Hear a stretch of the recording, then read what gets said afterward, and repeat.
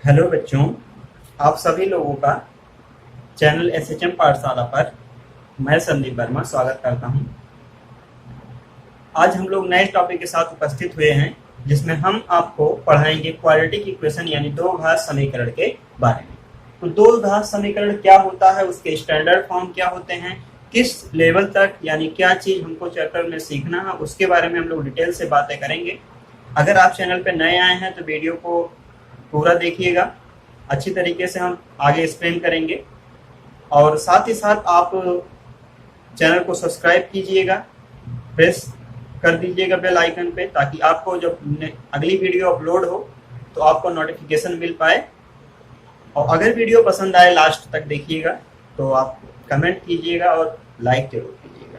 तो चलिए स्टार्ट करते हैं।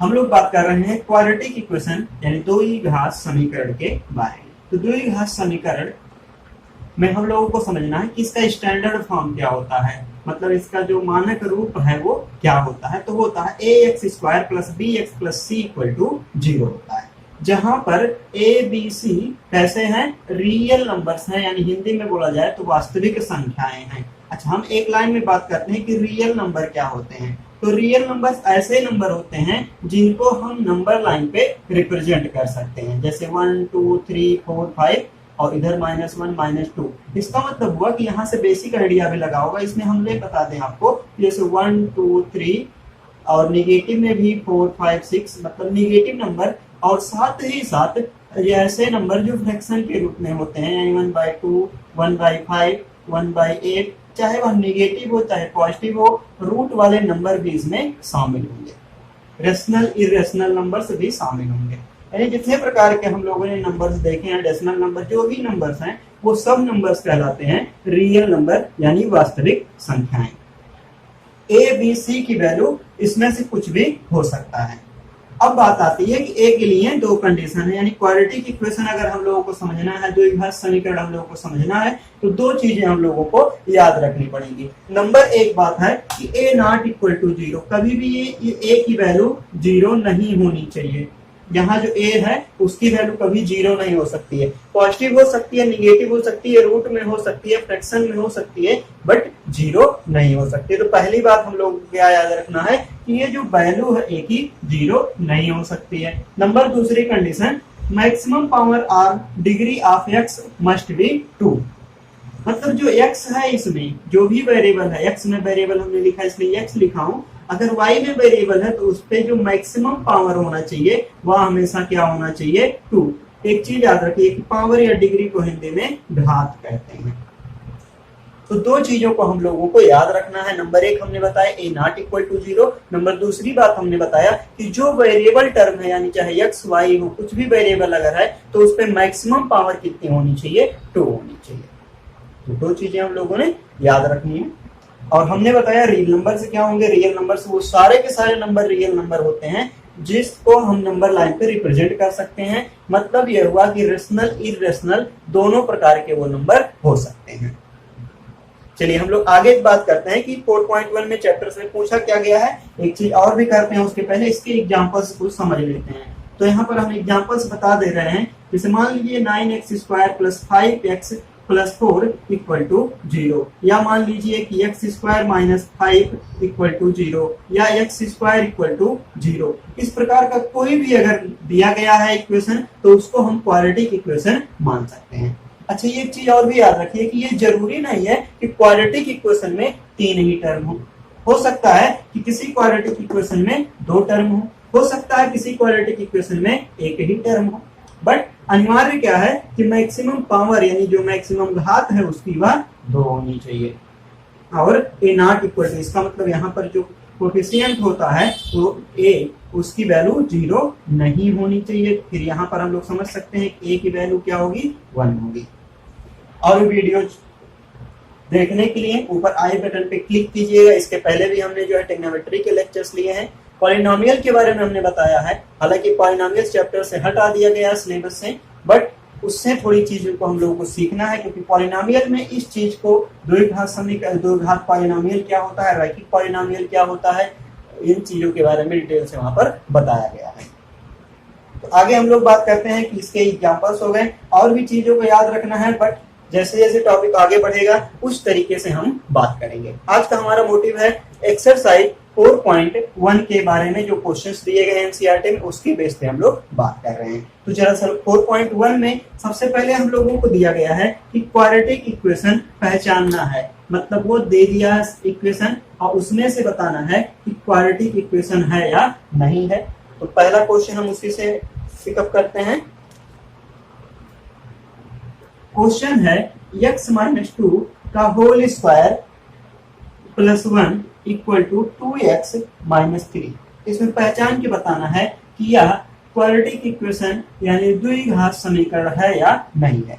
तो याद करेंगे, इसको हम लोग सॉल्व करेंगे। सॉल्व करने के लिए यहाँ पर सबसे पहले मैं फार्मूला लिख दे रहा हूँ। a माइनस बी का होल स्क्वायर इक्वल टू होता है a square plus B square minus 2ab। अगर यहाँ पर प्लस हो जाए तो यहाँ पर माइनस की जगह पर प्लस हो जाएगा और सब सिंबल ऐसे ही रहता है। लिख ही देते हैं a प्लस बी का square equal to a square plus B square plus 2ab होता है। एक फार्मूला और भी याद रखिए, a प्लस बी का होल क्यूब होता है a cube plus B cube plus 3ab bracket में a plus B.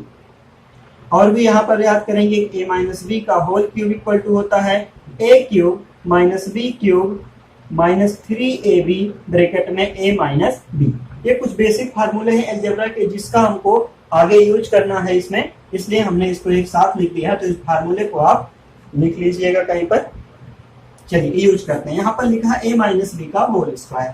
a minus B का होल स्क्वायर होता है a का स्क्वायर मीन्स x का स्क्वायर दूसरे नंबर का स्क्वायर, तो 2 जो हो जाएगा 4, 2ab 2 इंटू एक्स इंटू 2। अच्छा, यहाँ पर माइनस साइन हमने लगा दिया, इसलिए कोई भी सिंबल और यूज नहीं करना है। Equal to 2x minus 3। अब यहाँ पर अगर हम लोग बात करें, इसको सॉल्व कर लेते हैं। x स्क्वायर और यहाँ से 2 2 जा 4 माइनस 4x और ये प्लस का 4 और प्लस का 1 इक्वल टू 2x माइनस 3। अब यहाँ पर हम लोग क्या करते हैं कि इसको ऐड करके इस वैल्यू को इधर लेकर आते हैं। तो लिखेंगे x square minus 4x plus 4 और 1 कितना हो जाएगा 5 और माइनस का 2x ये भी इधर ही लेकर आ जा रहे हैं प्लस का 3 इक्वल टू 0। अब इसको और सॉल्व कर लेते हैं हम लोग। x स्क्वायर यहाँ पर ये माइनस में है और ये भी माइनस में है, तो माइनस का 6x हो जाएगा और 5 में 3 जुड़ के 8 हो जाएगा इक्वल टू 0। तो हम लोग यहाँ पर आसानी से देख पा रहे हैं कि ax square plus B X plus C equal to 0 के फॉर्म में ही आ चुका है। अगर यहाँ पर बात किया जाए a क्या है, तो a की जगह पर कुछ नहीं दिख रहा है, जहाँ कोई नहीं होता वहां 1 होता है। अलजेब्रा का ये रूल है। और भी हम लोग बात करेंगे, b की वैल्यू यहाँ -6 है और c की वैल्यू 8 है। बट यहाँ पर हमसे कोई वैल्यू नहीं पूछी गई है, हमें केवल बताना है कि क्या ये क्वाड्रेटिक इक्वेशन द्विघात समीकरण है या नहीं। तो हम लोग लिखेंगे यह द्विघात समीकरण है। 4.1 के क्वेश्चन नंबर 8 के बारे में हम बात करते हैं। 4.1 है एक्सरसाइज क्वेश्चन नंबर 8। क्वेश्चन में हम लोग देखते हैं, क्वेश्चन में लिखा गया है, क्वेश्चन लिखते हैं हम।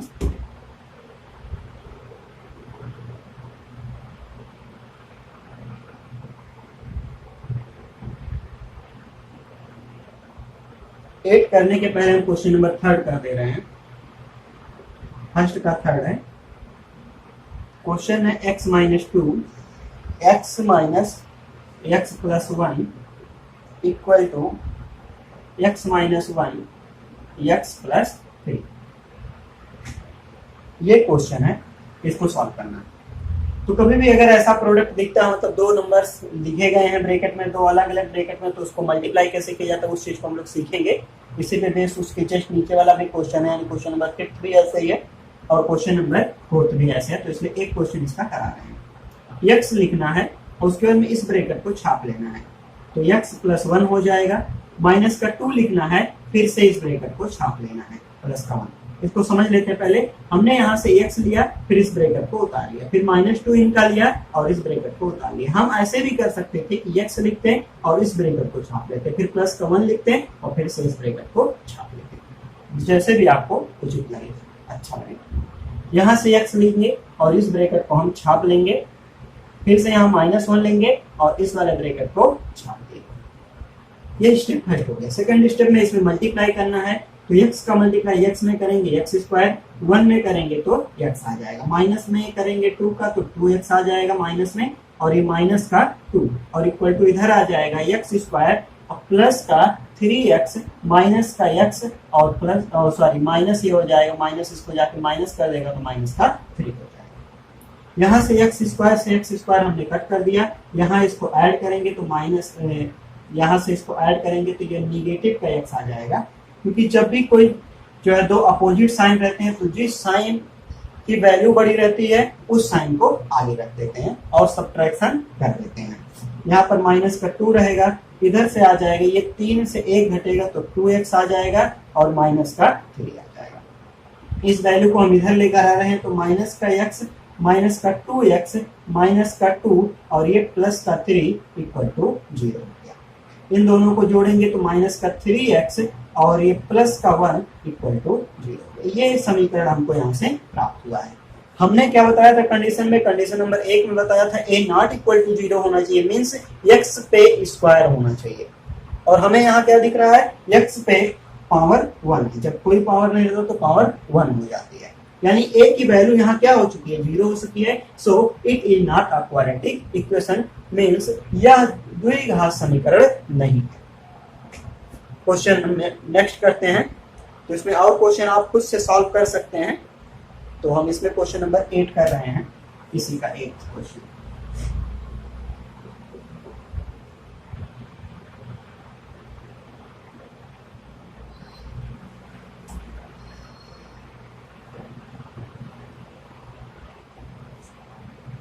X cube minus 4x square minus X plus 1 equal to x minus 2 का होल क्यूब।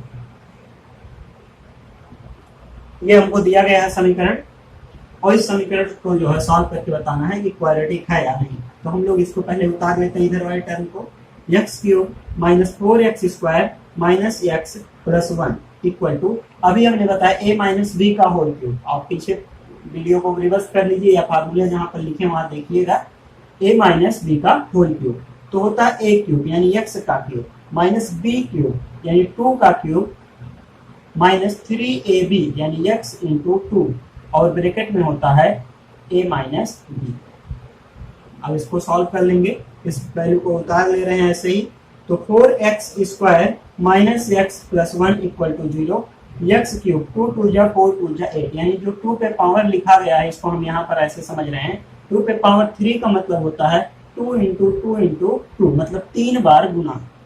तो 3 बार गुणा करेंगे तो कितना आ जाएगा, 2 2 जा 4 2 जा 8 हो गया, 3 दूना 6 यानी 3 2 जा 6 एक्स और x माइनस 2 आ जाएगा। आप चाहें तो एक साथ भी मल्टीप्लाई कर रहे हैं, क्योंकि काफी बच्चे ऐसे होंगे जो इस चीज को थोड़ा सा कम समझेंगे, इसलिए हम डिटेल से कर रहे हैं।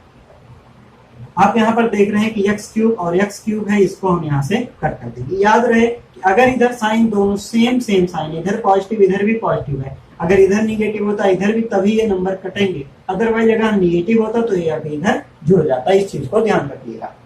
इनको सॉल्व करते हैं तो माइनस का 4x स्क्वायर माइनस का x प्लस का 1 इक्वल टू, इधर सॉल्व करते हैं माइनस का 8 माइनस का 6 का मल्टीप्लाई x में होगा, 6x का मल्टीप्लाई इसमें होगा तो 6x स्क्वायर, ये माइनस इस माइनस को जाके प्लस कर देगा और 6 2 जा 12x हो जाएगा।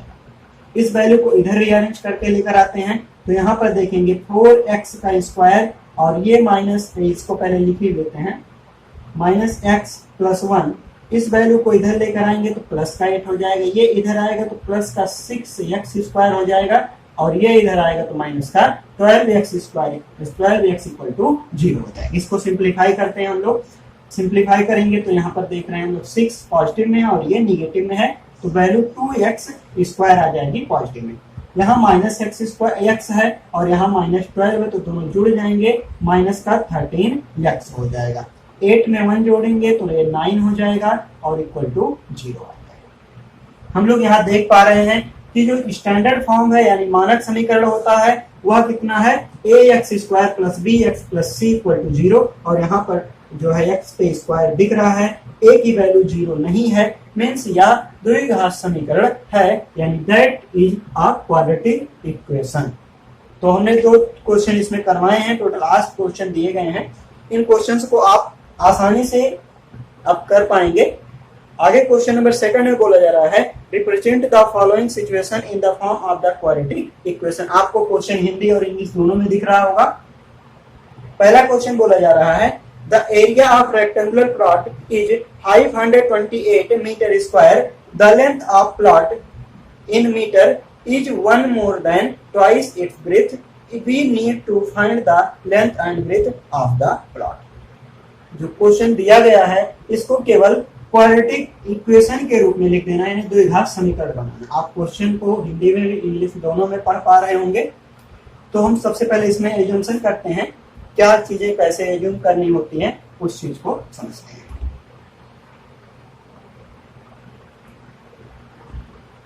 सेकंड का क्वेश्चन नंबर 1 है। ये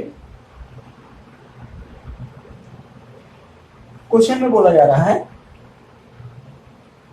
the length of plot is one more than twice of breadth. इसका मतलब जो ब्रेथ है उसका, उसको हम लोग को x मानना है। तो हम लोग बोलेंगे let breadth equal to x। जब ब्रेथ x हो गया तो लेंथ कितना होगा, इसके दोगुने से एक ज्यादा। तो इसके दोगुने से एक ज्यादा यानी l equal to 2x plus 1 हो जाएगा। क्वेश्चन में बोला जा रहा है कि जो इसका एरिया है वो 528 मीटर स्क्वायर है। तो कैसे होता है, L into B equal to area होता है, रेक्टेंगल का एरिया यानी आयत का परिमाप, आयत का क्षेत्रफल। L की वैल्यू यहाँ पर दे के रखा है इन्होंने 2x प्लस का 1 और b की वैल्यू x है और एरिया दे रखा है 528। इसको सिंप्लीफाई कर लेंगे तो x का मल्टीप्लाई इसमें करेंगे तो 2x² और ये प्लस का x इक्वल टू 528। इसको इधर लेकर आएंगे तो 2x² plus x minus 528 equal to 0 हो जाएगा। ये हम लोगों को समझना चाहिए। आई थिंक क्वेश्चन नंबर 1 आपको ठीक से समझ में आया होगा। और भी क्वेश्चन इसमें करते हैं। क्वेश्चन नंबर 2 करते हैं। क्वेश्चन नंबर 2 में बोला जा रहा है, आप क्वेश्चन हिंदी और इंग्लिश दोनों में देख पा रहे होंगे। The product of two consecutive positive integer is 306। We need find two numbers. दो लगातार पॉजिटिव संख्याओं का जो सम है, जो प्रोडक्ट है उनका, वो 306 है। तो कैसे सॉल्व करना है, let the first number be x, then second number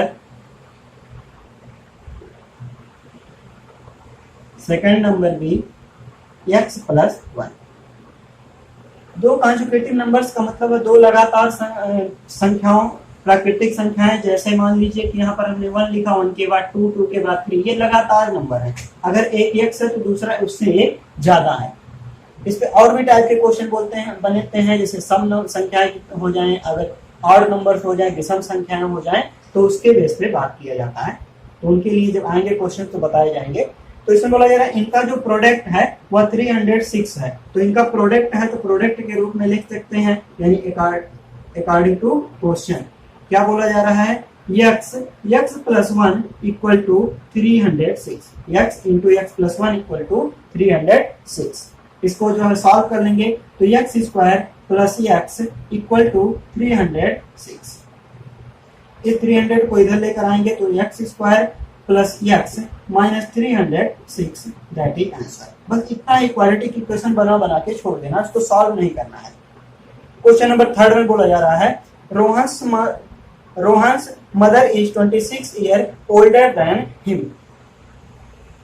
The product of their ages 3 years from now will be 306.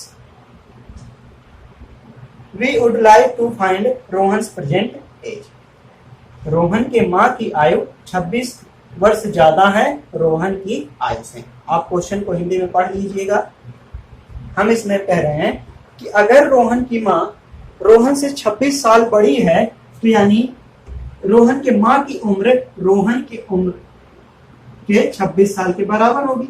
Means हम कहना चाहते हैं कि अगर हमने माना late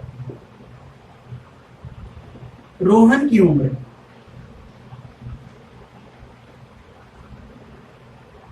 Rohan age equal to X year, हमने मान लिया कि जो रोहन की उम्र है वो एक्स साल है, तो उसकी मां की उम्र कितनी होगी, then his mother age equal to X plus 26। क्यों? क्वेश्चन में कहा जा रहा है कि रोहन के मां की उम्र एक्स है, सॉरी रोहन की उम्र की 26 साल बड़ी है, यानी रोहन की उम्र को हमने x मान लिया तो उसकी मां उससे 26 साल बड़ी है, यानी x प्लस 26 उसके मां की उम्र हो जाएगी। अब क्वेश्चन में बोला जा रहा है कि 5 year from now 5 year from now का मतलब ये हुआ कि अब से 3 साल बाद, तो 3 साल के बाद रोहन की एज क्या होगी ये जानना जरूरी है। तो आफ्टर 3 ईयर रोहन्स एज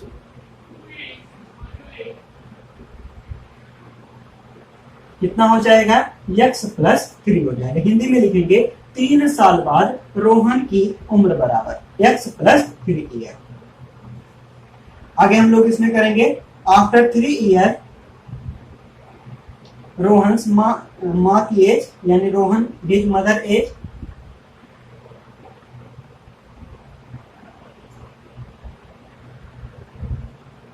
कितना हो जाएगा, हम कह रहे हैं कि 3 साल के बाद उसके माँ की एज कितनी हो जाएगी, इसी में 3 जोड़ देंगे, यानी x plus 26 plus 3 equal to हो जाएगा x प्लस 29।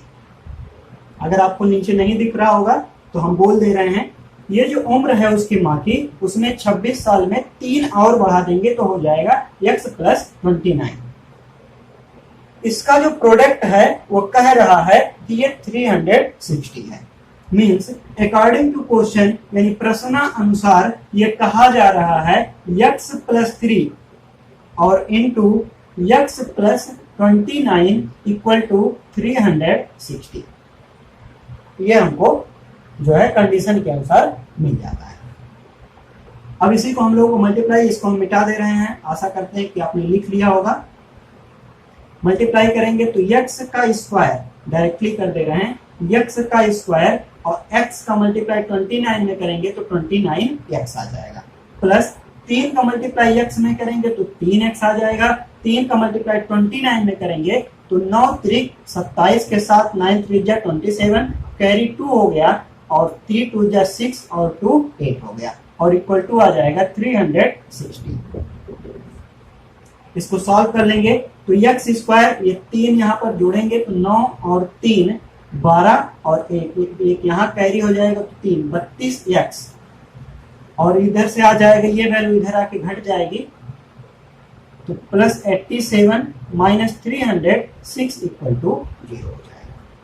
यहाँ से आ जाएगा x स्क्वायर प्लस 32x और इसको सब्ट्रैक्ट करेंगे, बड़ा साइन है और यहाँ हो जाएगा 0 से 7 घटाएंगे तो नहीं घटेगा तो 10 हो जाएगा, 10 से 7 घटाएंगे 3 हो जाएगा, यहाँ पर बचेगा 5 और ये 8 है, फिर से कैरी जाएगा तो 15 हो जाएगा और 15 से जब 8 घटाएंगे तो 7 आ जाएगा और यहाँ पर बच जाएगा 2 और इक्वल टू 0। ये हमारा क्वाड्रेटिक इक्वेशन आ गया। क्वेश्चन नंबर 3 में बात करते हैं। आपको जो क्वेश्चन नहीं आ रहे होंगे एक बार में समझ में, उसको आप रिपीट करके फिर से वीडियो को देखिएगा, बेसिक तरीके से बिल्कुल पढ़ा रहे हैं, आपको जरूर समझ में आएगा। आगे आपको और भी अच्छे तरीके से कंसेप्ट से आपको क्वेश्चंस करवाए जाएंगे। आप हमारे साथ हमसे जुड़िए, हम आपको यहाँ पर सारे चैप्टर्स के सोल्यूशन करवाएंगे और यही नहीं कि एनसीईआरटी ही केवल, और भी अदर बुक से भी क्वेश्चन को हम पिकअप करेंगे और साथ ही साथ जब चैप्टर खत्म हो जाएगा तो प्रीवियस ईयर क्वेश्चन भी उस चैप्टर से जो आए हुए हैं उनके सोल्यूशन भी करवाएंगे। अगर आपको वीडियो पसंद आ रही है तो आप चैनल को सब्सक्राइब कर लीजिए अगर अभी तक नहीं किए हैं। अगर कर लिए हैं तो आपको बहुत बहुत धन्यवाद। आप वीडियो को लाइक कर लीजिए और अपने दोस्तों के साथ शेयर कीजिए। क्वेश्चन नंबर फोर्थ के बारे में बात करते हैं। बोला जा रहा है अ train travels a distance of 480 kilometre at a uniform speed if the speed has decreases 8 kilometer less then it would have take 3 hours more to cover the same distance. Find the speed of the train. ये जो है question आपको यहाँ पर Hindi English दोनों में दिख रहा होगा, हमें क्वेश्चन ठीक से दिख नहीं रहा। यहाँ पर बाद में क्वेश्चन लगाए जाते हैं आपको देखने के लिए हिंदी और इंग्लिश दोनों में। क्वेश्चन में कहा जा रहा है कि अगर कोई ट्रेन 480 किलोमीटर जो है डिस्टेंस ट्रेवल करती है अपने स्पीड से, किसी फिक्स स्पीड से, अगर उसकी स्पीड 8 किलोमीटर प्रति घंटे के हिसाब से घटा दिया जाए तो उसी डिस्टेंस को कवर करने में अब 3 घंटे ज्यादा लेती है। तो बताइए कि ट्रेन की एक्चुअल स्पीड क्या रहेगी। तो क्वेश्चन में हम लोग क्या कर रहे हैं कि सबसे पहले मान लेते हैं कि ट्रेन की जो स्पीड है, यानी जो ट्रेन की एक्चुअल स्पीड है वह x है। तो यहां पर हम लोग देख पा रहे होंगे let speed of train is x kilometre per hour. Hindi में लिखेंगे माना ट्रेन की चाल x किलोमीटर प्रति घंटा है। जब x किलोमीटर प्रति घंटा ट्रेन की चाल है, डिस्टेंस दे रखा उन्होंने 480 किलोमीटर, 480 किलोमीटर डिस्टेंस दे रखा है। यहां से अगर हम लोग टाइम के बारे में बात करें तो टाइम आ जाएगा डिस्टेंस अपॉन स्पीड, यानी डिस्टेंस आ जाएगा 480 और टाइम आ जाएगा, सॉरी स्पीड आ जाएगा x, तो ये आ जाएगा हाफ। ये t की जो वैल्यू है 480 आवर आ गई। अब आगे क्वेश्चन में कहा जा रहा है कि अगर स्पीड को 8 घंटे पर आवर के हिसाब से कम कर दिया जाए, पहले स्पीड कितनी थी, x थी, अब बोला जा रहा है 8 घंटे कम कर दिया जाए, मींस इससे 8 घटा दें तो नई स्पीड हो जाएगी x - 8 किलोमीटर पर आवर। तो जब नई speed x - 8 kilometre per hour हो जाती है तो बोला जा रहा है कि जो टाइम लग रहा है उसको 3 घंटे ज्यादा लगेगा। तो उसी चीज को हम यहां लिख रहे हैं, after decreasing the speed, after the speed, new speed, new after decreasing the speed, new speed equal to x - 8 kilometre per hour. ये नई स्पीड है। तो इस नई स्पीड से इसी डिस्टेंस को ट्रेवल करेगा, इसी डिस्टेंस को ट्रेवल करेगा तो उसको टाइम 3 घंटे ज्यादा लगेगा। पहले टाइम कितना लगता था 480 अपॉन x, ये घंटे, इतना घंटे उसको टाइम लगता था। अब कितना लगेगा, इसी में 3 घंटे और ज्यादा, इसी में 3 घंटे और ज्यादा। तो यहां पर हम लोग लिखेंगे न्यू टाइम इक्वल टू, यहां ऊपर लिख दे रहे हैं न्यू टाइम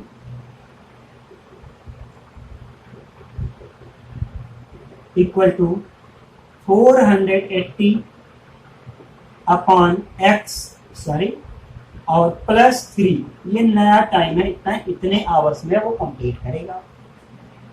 ध्यान से समझिए, फिर से एक्सप्लेन कर रहे हैं। हमने कहा कि मान लीजिए कि जो ट्रेन है उसकी स्पीड x है, डिस्टेंस 480 किलोमीटर ट्रेवल करता है, टाइम 480 अपॉन x होता है, क्योंकि टाइम इक्वल टू होता है डिस्टेंस अपॉन स्पीड, यानी समय बराबर दूरी बटा 4। इतना समय आ गया। आगे बोला जा रहा है कि अगर उसकी स्पीड को 8 घंटे पर किलोमीटर के हिसाब से कम कर दिया जाए तो नई स्पीड कितनी हो जाएगी, x माइनस 8 हो जाएगी। कम कर दिए तो नया जो टाइम लग रहा 3 घंटे ज्यादा लग रहा है जो पहले लग रहा था उससे। तो पहले लग रहा था 480 अपान x, अब लगेगा 480 अपान x प्लस 3 आवर्स। हम लोगों को पता होना चाहिए कि जो डिस्टेंस होता है, जो डिस्टेंस होता है वह स्पीड इनटू टाइम का प्रोडक्ट होता है। मतलब जो दूरी होती है वह समय और चाल का गुणनफल होता है। समय कितना है, समय अभी हमने निकाला 480 अपान x प्लस 3 है। चाल कितना है, x माइनस 8 है। इनका प्रोडक्ट कितना होगा, दूरी, और दूरी कितना है 480 है, ये दिया गया है 480 किलोमीटर। इसको आप सिंप्लीफाई करेंगे तो जो यहां से इक्वेशन मिलेगा वह इसका द्विघात समीकरण होगा, वही क्वाड्रेटिक इक्वेशन होगा। इसको आप सॉल्व कर लीजिएगा। सॉल्व करने के लिए हमने बताया कैसे सॉल्व किया जाता है, तो आप अपने अनुसार इसको सॉल्व कर लीजिएगा। आगे हम लोग इसमें और भी बात करेंगे क्वाड्रेटिक इक्वेशन के फैक्टराइजेशन के बारे में, जिसमें हम लोग समझेंगे कि x की जो अभी हम लोगों ने वैल्यू निकालते हैं x की कैसे वैल्यू आएगी। अलग अलग तरीके होंगे इसको सॉल्व करने के। तो आपको वीडियो अच्छा लगा हो तो अपने दोस्तों के साथ शेयर कीजिएगा और चैनल को सब्सक्राइब कीजिएगा, और साथ ही साथ बेल आइकन को भी प्रेस कर लीजिएगा। आप हमसे जुड़िए, अपने दोस्तों को जोड़िए, ताकि हम लोग एक अच्छे ढंग से स्टडी कर पाए। हम लोग आगे फिर मिलते हैं कल एक नई वीडियो के साथ। तब तक आप वीडियो को देखते रहिए, एंजॉय करते रहिए।